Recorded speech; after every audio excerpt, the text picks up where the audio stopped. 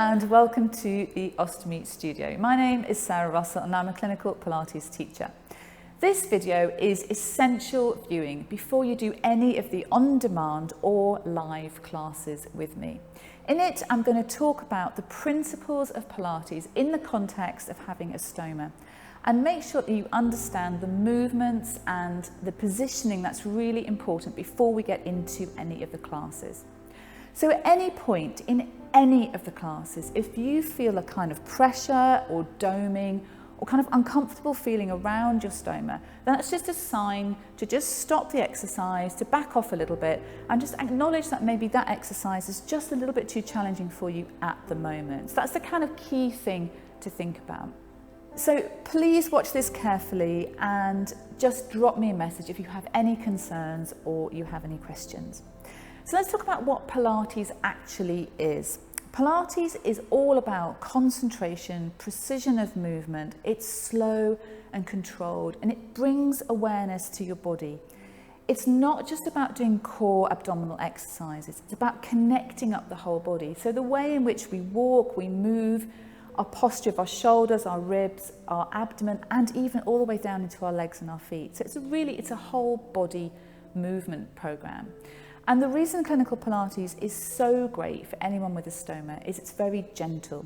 So unlike many traditional Pilates classes, which might be a little bit too challenging, clinical Pilates is very gentle, very progressive and step by step. So all the classes in the Ostomy Studio are very stepped up in very slow progression. So be patient with it and really listen to your body and how you're feeling. So I want you to think about that we're trying to develop like an internal support garment. It's like your own internal scaffolding to support your stoma and to support those abdominal muscles. So I want you to imagine your core is like a canister, like a bottle. So we're not just talking about the front of the abdominal wall, we're talking about the diaphragm, we're talking about the pelvic floor at the bottom and some muscles in the back as well. So your core muscles, this internal inner core, this sort of internal support garment, if you like, has to work in synergy. Everything works together. And so the pelvic floor and the diaphragm are really important parts of that too. So we really need to focus on breathing and we need to focus on what the ribs are doing and what the pelvic floor is doing in connection with the abdominal wall muscles. So everything pulls together. So in some of these exercises, we're bringing a lot of awareness to the abdomen. I might ask you to place your hands on your belly. And for some people that might not feel that comfortable to begin with. But I really believe that actually this is a process to help us come to terms with our stoma and accept our stoma as part of our body. And if you can work through that, I think it'll have really big benefits for you long term. So the first thing we're going to do is get down onto the mat safely onto our back. And this is really important if you've just had abdominal surgery. So we get down in a safe way and you're not placing strain on the abdominal wall. So we come down sideways. So come down onto your arm and you're going to take your elbow down to the floor. Use the weight of your other hand and you're going to slowly lower yourself down sideways until your head is on the floor. You might want a cushion or a folded towel for under your head.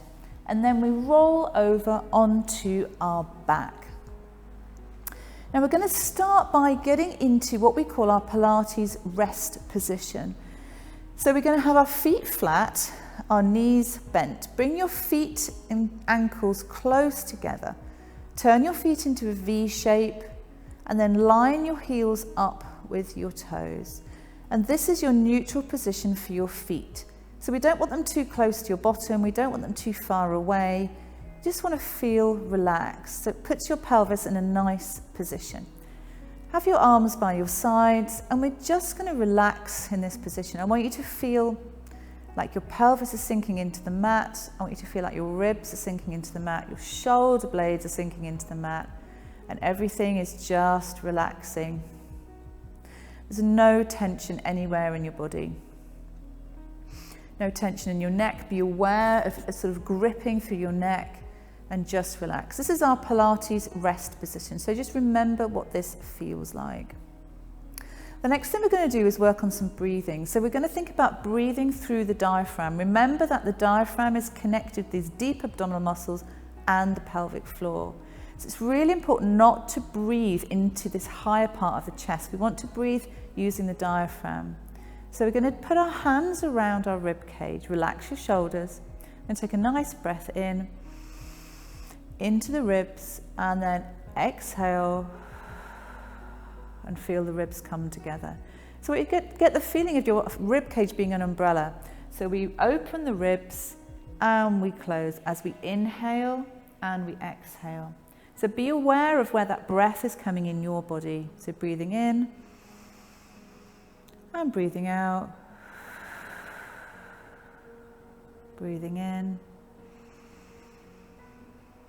and breathing out.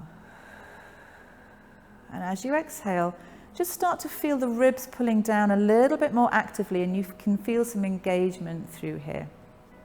Breathing in and breathing out. Good. And then just relax your arms by your sides. Just get that feeling of rib breathing in our Pilates rest position. The next thing is positioning of the pelvis. So all the way through all of our exercises, we want to maintain a neutral spine.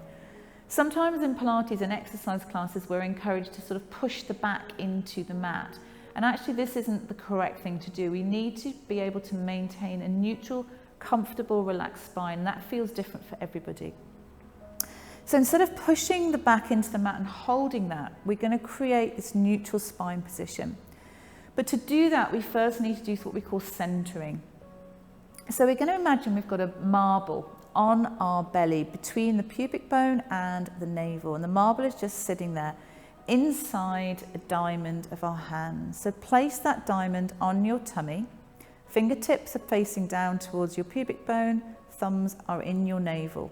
The marble is inside that diamond. You're going to roll it into your belly button, so your pelvis tilts backwards and your back flattens into the mat, and then you go back towards your pubic bone. So we're rolling that marble back and forth and just getting that feeling of tilting the pelvis back and forth. And then I want you to find the midpoint between those two extreme tilt positions that feels most comfortable for you. And this is your neutral spine position. So this is what I want you to imagine it feels like, and to keep coming back to this position. So relax everything else, relax your neck, relax your shoulders. This neutral spine position is your starting point.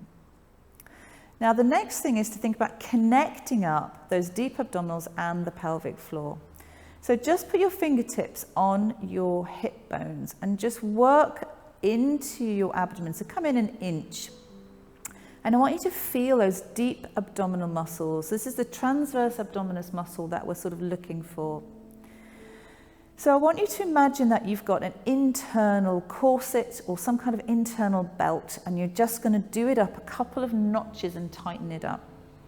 So we're going to start with the breath in and exhale.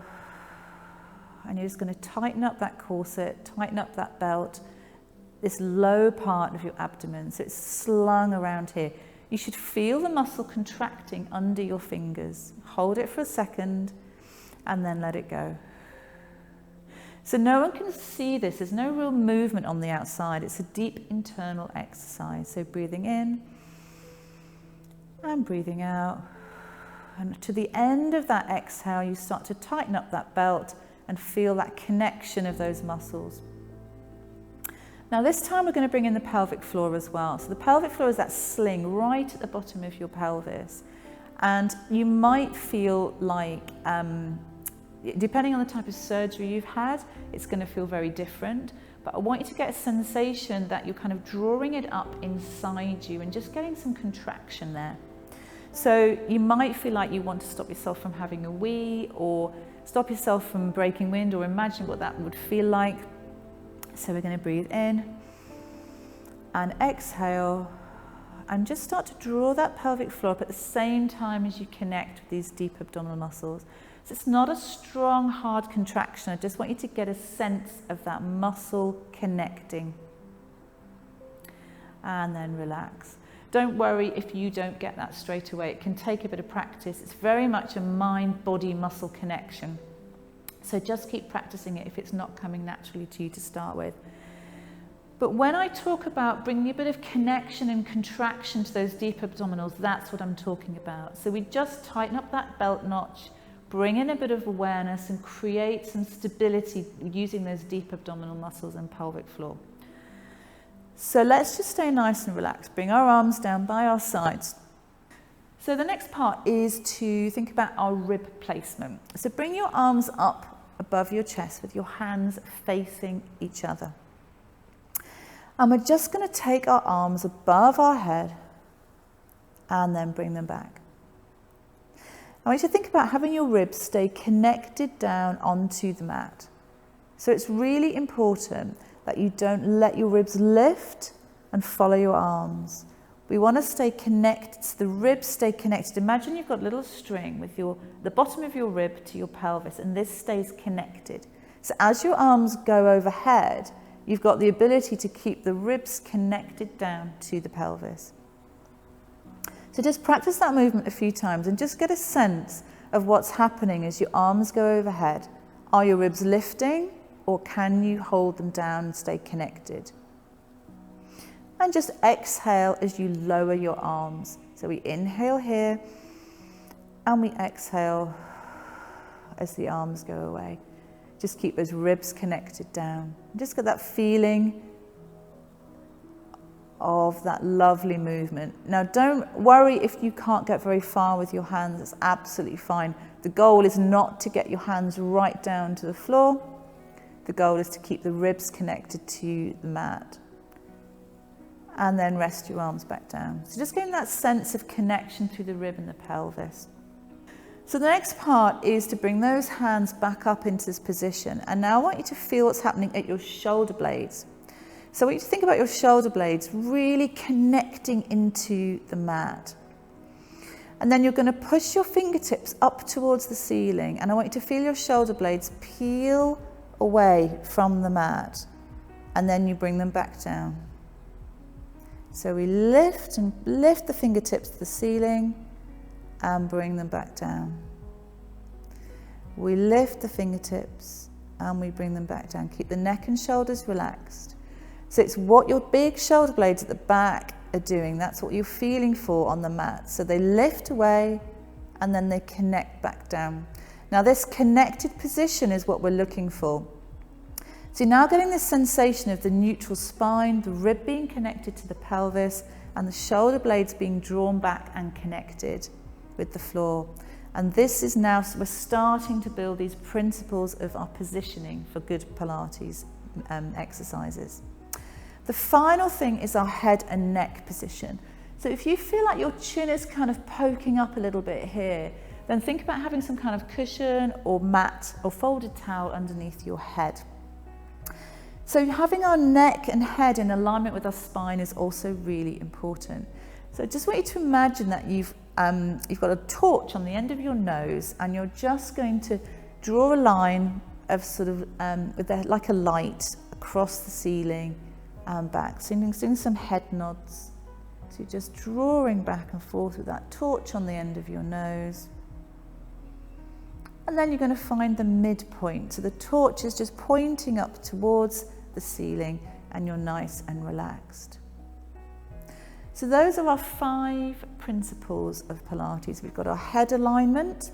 Our chin isn't poking up. Our chin is in lovely alignment. The nose is pointing up to the ceiling. Our shoulder blades are connected with the mat. The ribs are connected to the pelvis. And we've got this neutral spine and connection. Our feet are relaxed and our knees are relaxed. So this is our kind of neutral starting point. So always think about what this feels like. Okay. So that is really important to get that right at the beginning. And when I'm going through any of the classes, when you're going through any of the on-demand videos, just think about what that feels like and what those principles of head, neck, shoulders, ribs and pelvis positioning is all about. Okay, so that sums up the principles of Pilates. Always come back to that feeling of connection through the pelvic floor, those deep abdominals, that internal support garment that we're trying to sort of create, that scaffolding for your stoma. The connection between your ribs, your shoulder blades, your head and your neck. And just bring awareness to your body and come back to that feeling that we work through there on the mat. That's your kind of starting point. It sets the foundation for everything that we're going to do through any of the classes. If you're unsure, come back and just go through this video again, just to kind of remind yourself. And just to reiterate, when you're going through any of the on-demand videos or you're doing any of the classes, just watch out for a feeling of bulging, pressure or doming around your stoma or through your abdominals. That's just a sign that the exercise is just a little bit too challenging for you and to take it back a level or just to take a rest. And then hopefully as you get stronger, you'll feel stronger and have more connection through those abdominals. So thank you for watching.